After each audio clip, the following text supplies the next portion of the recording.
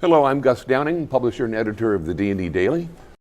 And today we have ZKTeco, is the world's leading developer of biometric solutions. Their products are used by some of the largest retail chains in the country to help reduce shrink.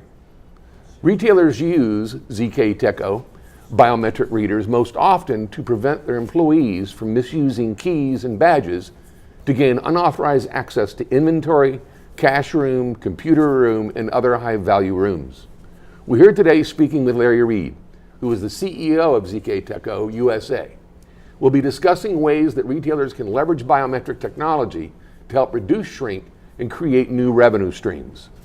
So, Larry, how did ZKTeco start? I mean, in the first couple of years, how did you get your beginning, your starting?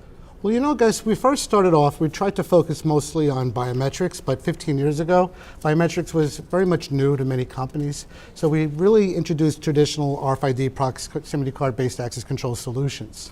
And we've done very, very well for ourselves.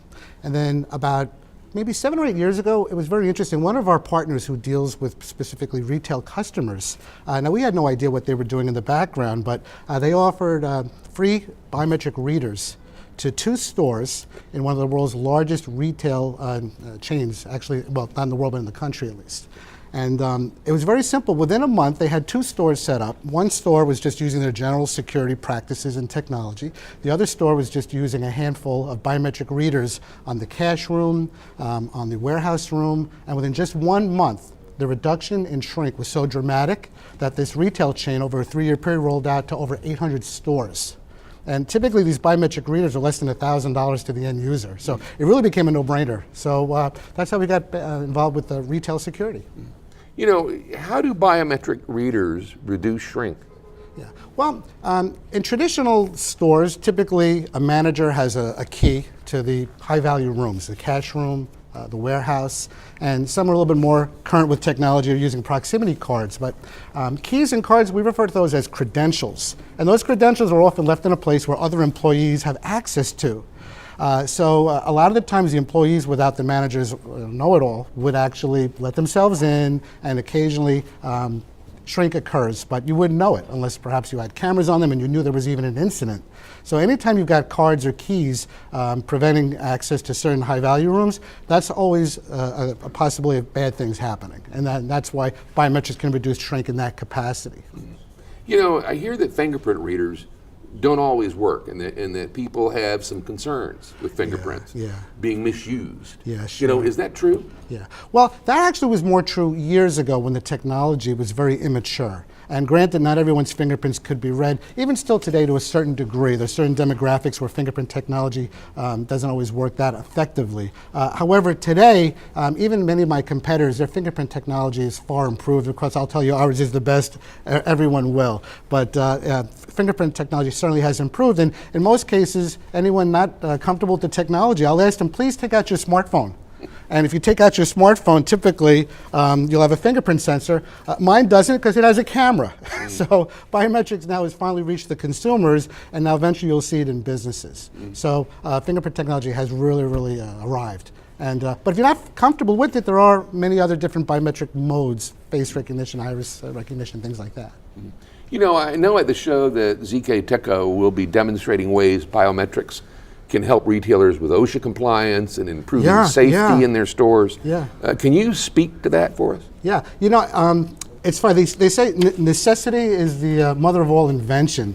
And we always find biometrics appearing things where we never thought it would end up. And as it turned out, one of our other retail customers had a visit from OSHA, which typically are not friendly visits. And they had a lot of dangerous equipment. They have cardboard balers that crush cardboard boxes. They had forklift trucks in the warehouse. And they have a lot of this equipment that could start up with an ignition key. And unfortunately, often you may have unauthorized people accessing that equipment, not trained, and they can injure themselves. And if OSHA ever sees keys left behind, in this case, OSHA did find one of our customers with a key left behind, there's a possibility of someone getting injured. So simply by putting one of these biometric readers but between the ignition switch and the motor, you can actually kill that ignition switch from starting. Mm-hmm. So now when you want to start up a piece of equipment that's dangerous, you'll have to first press your finger on the biometric reader or look in the camera, and only then when you turn the key will the equipment actually start up. And therefore tie in the certification process. Yeah, and that way you're eliminating anybody that's not certified to drive that equipment. That's right. It makes OSHA happy. It makes the employees happy because now they won't get harmed. And of course, no one wants to see anybody hurt or even worse. So as I mentioned before, necessity is a mother of all invention. I could have never thought of this, but people in the field who live this day to day find biometrics really improving safety, reducing liability. And also theft, because you can't have a non-authorized person get the engine started or move it. Well, guys, it's not even just prevention of theft, the deterrence. I've also found out it's almost like putting a beware of dog sign in front of your home, or we're monitored by a certain monitoring company, because when bad guys even see the sign of any security around, they typically are discouraged, including employees. So if you see a bunch of high-tech biometric readers around, you pretty much assume that your boss has their eyes on the place, and therefore you're deterred from even thinking about doing any misdeeds. But that's also saying that you've got signage out there that specifically states it. Yeah, well, you don't necessarily need signage with the biometric, but in a way, it is like signage. In fact, we've even incorporated biometrics with signage, because today, many people now are either self-promoting their own company and their products when you walk into the store. Other retailers might even promote surrounding vendors when they have video screens. Now, through the use of biometrics, you actually know who's in your store. If they've enrolled their finger or their face, you know your customer when they arrive, and then you could have ads pop out that cater to that person or based on their demographic. So talking about digital signage, at the show, many of these digital signage companies, it's typically just one way. They kind of guess who their audience is, and then they try to get people to advertise on those digital signs. But now through biometrics, we know it's Gus, we know it's Larry, or we know certain demographics. So now you could do target advertising, because now you know who's actually in the store.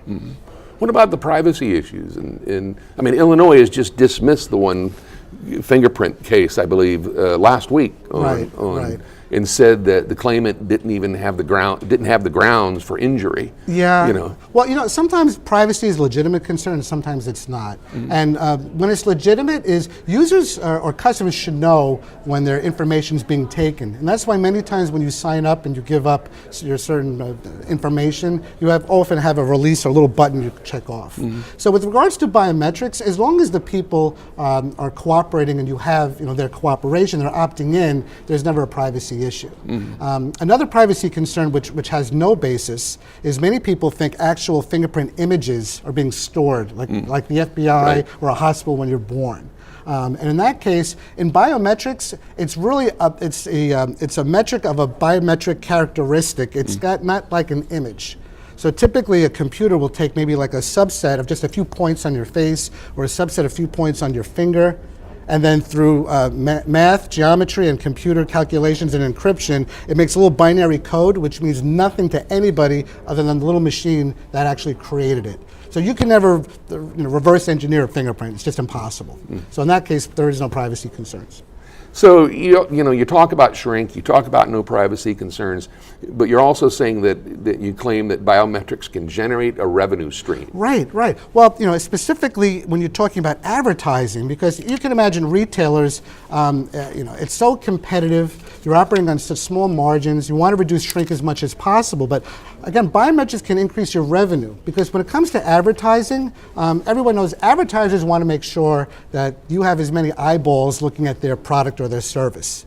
And a lot of the times, perhaps a mall or a shopping environment might say, Gus, we have 100,000 shoppers every day, but you know nothing really about those shoppers or who's walking by your digital sign. But with a biometric, we can now have repeat customers who voluntarily give up their biometric credentials. So when that repeat customer is sitting in front of a kiosk, now you have their attention, you can start direct advertising to them. And even if you don't know who the person is, we know by age, by demographics, we know the type of ads to display based on the demographic. So when you start putting these kiosks with biometrics, you can now invite advertisers to advertise on that platform and have a new incremental revenue stream derived from it makes it easier to sell to the retailer. Absolutely, because now you've got that direct targeted marketing opportunity, so they know who's actually looking at their ad, so there's less resistance. So the LP executive needs to incorporate that person in the process, the marketing people and the buyers and such. You know, it's funny because this is the first NFR show we ever came to, and I didn't realize that there's so many different aspects of retail. There's merchandising, there's LP, there's security, and at the show, on the badge, it doesn't have their title. So I'm going to ask, please have titles on the badges so we know what the person's needs are when we speak to them. But this all comes together. Revenue, reduction of shrink, and there's so many ways that biometrics can be leveraged if you just put a little time to the side and think about it and put a little creative energy into it. So why should retailers consider the biometrics in 2019? Yeah, well, again, primarily because of shrink. And a lot of folks, when they think of shrink, they're not thinking about biometrics. But we've proven through some of our larger retail clients, having biometrics at these high-value rooms, whether it's inventory, cash, financial records, you're preventing unauthorized parties from accessing those rooms, and it's a deterrence. So just having biometric readers at the doors is one. And again, looking for additional ways to generate revenue. And if you want to generate revenue, advertising, just as Google, is such a lucrative source of revenue. Sure. So have a kiosk that actually knows its audience, and you'll get that targeted advertising. You'll get those merchandisers wanting to advertise on those kiosks. Larry, thanks for being here Oh, today. Gus, it was a pleasure. We appreciate it. Yeah, I hope Thank you everybody very comes much. to the show. It's really, really interesting technology. Well, that's it for this episode, ladies and gentlemen. We'd like to thank you for watching. And until next time, let's keep them all safe out there.